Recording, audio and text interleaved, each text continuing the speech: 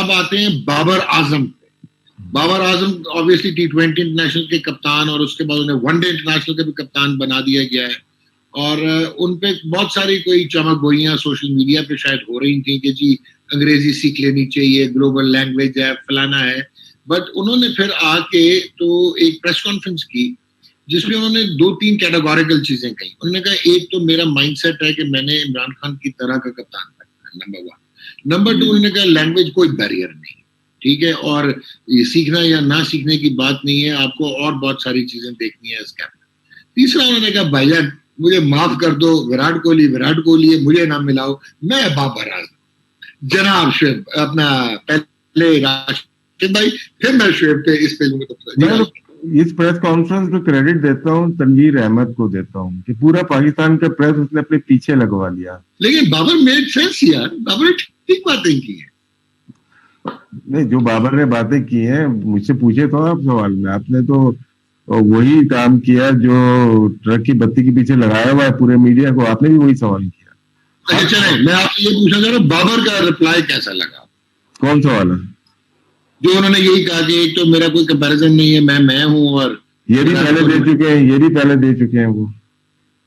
और दूसरा यही कि लैंग्वेज बैरियर कोई नहीं होता। और तीसरा ये कि ये तनवीर को क्रेडिट जाता है, तनवीर को क्रेडिट जाता है। देखिए जब कैप्टन बैठता है ना प्रेस कॉन्फ्रेंस में, हेडलाइन देता है मुल्क के लिए, नेशन के लिए डायरेक्शन देता है, मुझे तो कोई नजर नहीं आई आपको। लैंग्वेज बैरियर की हेडलाइन अगर कैप्टन देगा तो आप सोच सकते हो कि मैयार क्या है हमारे मीडिया का और कैप्टन का। हेडलाइन तो दी नहीं ना कोई।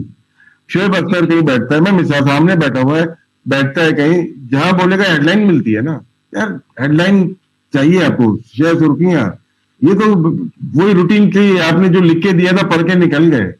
तो कप्तान पहले ही दिन ही जाए, 3 महीने पहले ही आपने बता दिया कि आपका एटीट्यूड, आपका मेंटल अप्रोच मतलब कि उस पाई की नहीं है जिस पाई की होनी चाहिए थी। Wow, that's incredible analysis. जी शुएब भाई, वो क्या कहते हैं, किसकी तरह बनना चाहते हैं बाबर आजम? इमरान खान की तरह के कप्तान बनना चाहते हैं। वो अप्रोच, कम्युनिकेशन स्किल देखिए, उसमें उन्होंने कहा कि बैरियर क्या है लैंग्वेज का, कम्युनिकेट करना। उनकी बनना किसकी तरह चाहते हैं पहले ये बताएं। हाँ ठीक है, आपका point. Imran Khan prime minister, Imran Khan बनना चाहते हैं, बनना चाहते हैं। कम्युनिकेशन देखी थी उनकी, एब्सोल्युटली थे, ब्रिलियंट। तो फिर खाली क्रिकेट तो नहीं सीखनी होती ना, हर चीज भी लेनी होती है पर्सनैलिटी से। वो तो आप जो शुएब कहते हो, इमरान खान तो ऑल इन वन इस तरह थे कि इम्पैक्ट भी था, पर्सोना भी था, एक पर्सनालिटी थी, कम्युनिकेशन स्किल्स थी, टेक्निकल, स्ट्रेटेजिकल। तो अब you are so very right कि वो तो एक, ठीक है, it is great to idealise somebody, लेकिन फिर आप सही कह रहे हो। मैं अब थोड़ा इसको और थोड़ा समझाता हूँ। अगर बैक इन 71 अगर प्राइम मिनिस्टर साहब को देखा जाए, he wasn't very well spoken by the way. He was sharpened up back in 92. After 92 जब वो कैंपेन शुरू हुए, political campaign शुरू, then he sharpened up. Before that he was a very shy person. He was used to say a very certain and a very a few things when he used to say, but he sharpened up. Even the lions are born to hunt, and yet they still learn to hunt. ठीक है, Do you understand what I'm saying? Stalking होती है leopard के अंदर, yet he learns the stalking again. ठीक, अब मैं सिर्फ ये कह रहा हूं कि आपने अगर बेहतर होना है तो आप रेगुलर, राशिद भाई की बात कर रहे हो ना, रेगुलर बातें मत करो प्लीज, रेगुलर बातें मत करो। रेगुलर हमें वो चीजें ना बताओ जो हम पिछले 10 साल से सुन रहे हैं, प्लीज। हम वो नई आर्गुमेंट बाय करेंगे आपके, ठीक है ना। अब मुझे नहीं पता तनवीर अहमद कौन है और हमारे प्रेस कॉन्फ्रेंस तो नहीं सुनी खैर, तो मैं तो खैर एक लार्जर पिक्चर में देख रहा हूँ जो मैं आने वाले तूफान जो उठ रहा है तो उसे मैं देख रहा हूँ, और तो मैं तो वो देख रहा हूँ। बार मैं ये कहता हूँ कि Babar has to sharpen up with his communication skill, his personality, his dressing, his batting, his ability to win matches, his strike rate, ability to take lead from the front, again his fitness level की एक और peak है, और बात करने की एक और पीक है। Again I think he has a lot to prove. Again, I'm sure that he has all the capacity. I wish him best of luck. अगर इन्हीं लोगों के पीछे रह के चलेगा तो गुड लक बाबर आजम. तो जहां स्टार्ट किया तो वहीं खत्म करेगा. देखिए डॉग इसमें बात की ना, इमरान खान साहब की बात की है. देखिए वो 71 में डेब्यू होता है, हुआ उनका, फिर 1981 में वो कप्तान बने 10 साल. फिर उसके अंदर काउंटी कितनी खेली और फिर किन प्लेयर के बीच में खेले. मुश्ताक मोहम्मद उनके साथ खेले, आसिफ इकबाल उनके साथ खेले, इंतखाब आलम उनके साथ खेले, जावेद मियादाद उनके को पार्टनर, दुनिया खेली, ब्रेन थे ना. इनके साथ खेल के डेवलप हुए. 1981 में 80 में कप्तान बनते हैं बीच में. ठीक है, अब हम अंदाजा लगाते हैं कि यंग कैप्टन पाकिस्तान के गुजरे और फ्लॉप कैसे हुए. अब जावेद बरकी साहब का मुझे एज नहीं पता कि कब आए थे, वो कब कप्तान बने. जावेद मियादाद कप्तान बने, फेलियर हुआ, फिर कप्तान बने, वो आपके सामने नजर आता है. फिर शोएब मलिक 2008 में यंग कप्तान बने, फेलियर हुआ उनका, फिर कप्तान बने. वसीम अकरम 93 में यंग कप्तान बने, फिर फेलियर हुआ. तो आपके पास मिसालें मौजूद है. तो क्या इसको हम समझे कि बाबर आजम क्या अपनी बैटिंग की वजह से टीम को जितवा देगा? नो, इसमें कोई शक नहीं है कि उस जैसा बैट्समैन दुनिया में नहीं है तो उसी कैलिबर के हैं, लेकिन उसका मवाज़ा कैप्टनसी या लीडरशिप क्वालिटी से हम नहीं कर सकते. अभी जो प्रेस कॉन्फ्रेंस जो 4-5 बातें आपने की है, तो उसमें तो कोई हेडलाइन दी नहीं ना. विजन क्या है? उर्दू बोलना, इंग्लिश बोलना विजन नहीं है यार. ये कहाँ पे बैठे हो? ये विजन नहीं है. कप्तान स्किल है. विजन बताओ. मैं होस्ट बनना चाहता हूँ, तो ये थोड़ी कि मेरी क्वालिटीज क्या है मैं बताऊंगा. मैं नोमान की तरह बनना चाहता हूँ, नहीं, ये नहीं है यार. ये तो आपको लिख के दिया किसी ने. तो आपको कैप्टन जब बैठता है ना प्रेस कॉन्फ्रेंस में, ये हम इसलिए क्रिटिसाइज कर रहे हैं पॉजिटिव. क्या ब्रीफ करो इनको, बताओ. इंग्लैंड जाएंगे, प्रेस कॉन्फ्रेंस में बैठेंगे, उर्दू बोलो, इंग्लिश बोलो, स्पेनिश बोलो. हमें नहीं है, हमें चाहिए विजन चाहिए. आपका वर्किंग स्टाइल क्या है, आप क्या देखना चाहते हैं, अपनी कंट्री को कर रहे हैं, कंट्री किधर रह गई इसके अंदर. और कोरोना वायरस चल रहा है, उसको भी सबसे पहले हेडलाइन किया जाता है प्रेस कॉन्फ्रेंस में. फिर उठते उठते आप एक हेडलाइन देके चले जाते हो. ये हेडलाइन नहीं, इंग्लिश उर्दू हेडलाइन है आज पाकिस्तान में यार. क्या हो गया यार. अग्रीड राशिद. अच्छा राशिद और शोएब, एक अभी जो बात की है आपने कि जावेद बरकी का, आपने तो अपना पॉइंट खुद प्रूव कर दिया है कि विजन. क्योंकि जावेद बरकी तो अपना आए थे सीधा विलायत से यूनिवर्सिटी से पढ़ के, और 24-25 साल में हमने कप्तान बना दिया. अगेन इसलिए कि जी पढ़े लिखा मुंडा है. लेकिन वही वाली बात थी कि एक विजन नहीं था, वो लीडरशिप क्वालिटीज नहीं थी, प्रॉपरली फ्लॉप हुए. जावेद भाई कितना बड़ा बैट्समैन था स्किल वाइज, लेकिन नहीं कम्युनिकेशन कर सके within the dressing room की, रिबेलियन हो गया. तो you are so very. Wasim भाई का जो इशू आया इनिशियली, सेकंड स्टेज में शायद वो बहुत अच्छे कप्तान बने, बट फर्स्ट से वो प्रीमियर आए. शोएब मलिक लॉस्ट है, वो बिल्कुल ठीक कह रहे हो आप दोनों के. बाबर आजम की तो बल्कि हमें सिंपैथी करनी चाहिए कप्तानी मिलने पे, कि ही हैज टू इवॉल्व. बिल्कुल ठीक है. अच्छा है, हमारी दुआ है कि करे, लेकिन उसको स्ट्रॉन्ग तो करें. कम्युनिकेशन जो बात की ना, इमरान खान साहब को मैंने देखा है बहुत ज्यादा. उनके इंटरव्यूज अभी तक मेरे पास सेफ फाइल में है कि मुझे लोग क्रिटिसाइज करते थे, लेकिन मैं हर एक को नहीं सुनता था. मैं उनको सुनता था जिसका मुझे फायदा होगा कि यार ये बात टोनी ग्रेग ने की है, ये एन चैपल ने की है, या ये बात की है उमर कुरैशी ने की है. बोलता मैं हर एक को नहीं सुनता था. मैं 5-6 लोग थे वो क्रिटिसाइज करते थे, मैं लेता था उसको. तो यहाँ पे तो किसी की भी जो क्रिटिसाइज करते वो बुरा हो जाता है. पॉजिटिव क्रिटिसिज्म को लें आप, और वो आपकी क्रिकेट के लिए अच्छा होगा, आपके लिए अच्छा होगा, और पूरी पाकिस्तान क्रिकेट के लिए अच्छा होगा. अच्छा शोएब भाई, now coming on to another, अब ये आप जो विजन की बात कर रहे हो, सरफराज अहमद ने एक बड़ी सीजन स्टेटमेंट दी है, अभी आज ही दी उन्होंने ये कहा है कि भाईजान मुझे कैटेगरी ए मिले कॉन्ट्रैक्ट की, बी मिले या सी मिले या ना मिले, वो इररेलेवेंट है. मेरा इस वक्त फोकस ये है to take my place back on the Pakistan team. तो ये नजर आया ना कि थोड़ा ताकत के साथ वो आए हैं. तो कैसे देखते हो Shoaib? Why did he have to lose his place in the first place? क्या कह रहे हो आप? Why did he have to lose his place in the first place? वो तो आपने आउट कहते रहे हैं, आप दोनों बल्कि फैक्टर्स गिनाते रहे हैं, कि आप तो उनको वार्निंग भी देते रहे हैं ऑन मीडिया आके भी कि भाईजान ये हो जाएगा, ये हो जाएगा. मुझे समझ नहीं आई स्टेटमेंट की.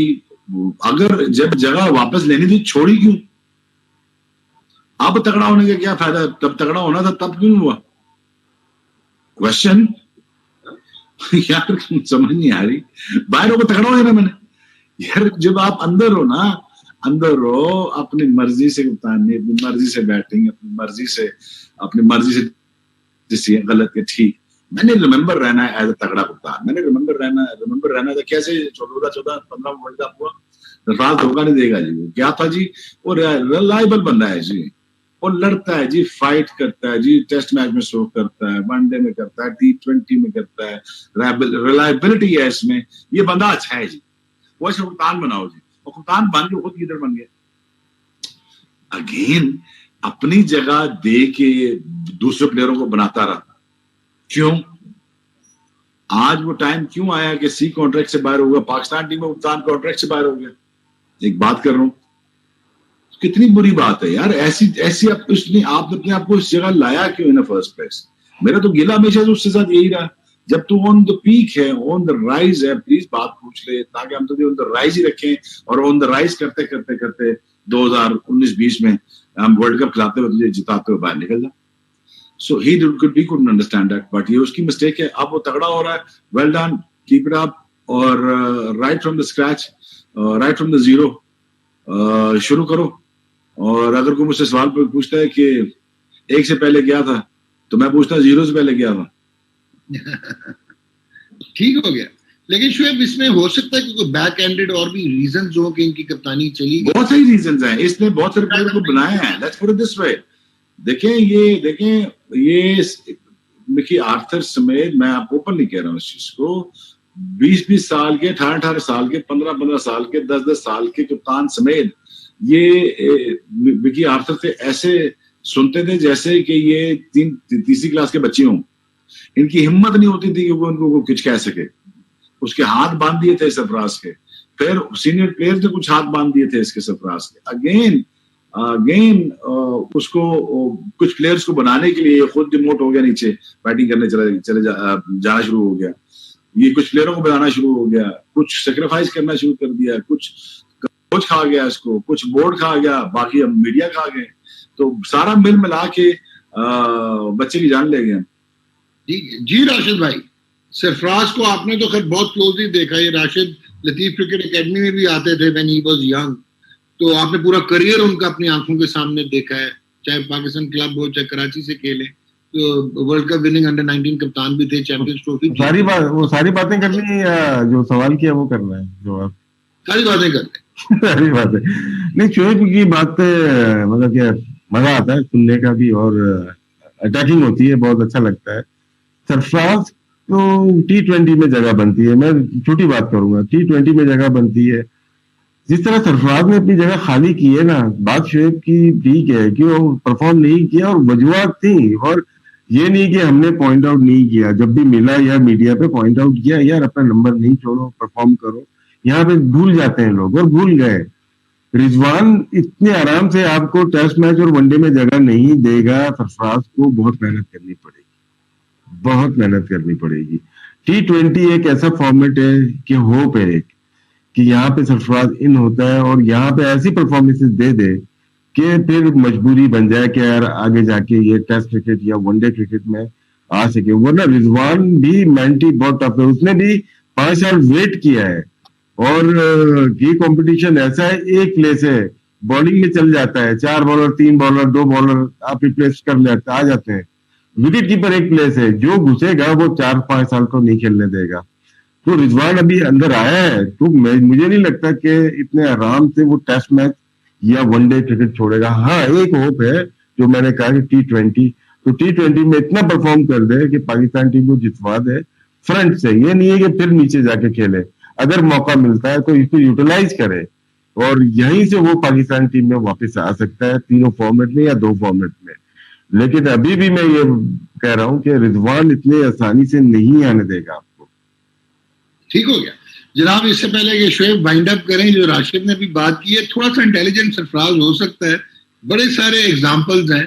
एक पीटर बर्न्स होते थे विकेट कीपर क्वींसलैंड के, उनकी जगह नहीं बन रही थी ऑस्ट्रेलिया की टीम में, क्योंकि वॉली ग्राउट और डॉन टैलन थे, उन्होंने विकेट कीपिंग ही छोड़ दी, वो बैट्समैन बन गए और 42 टेस्ट मैच खेले फिर।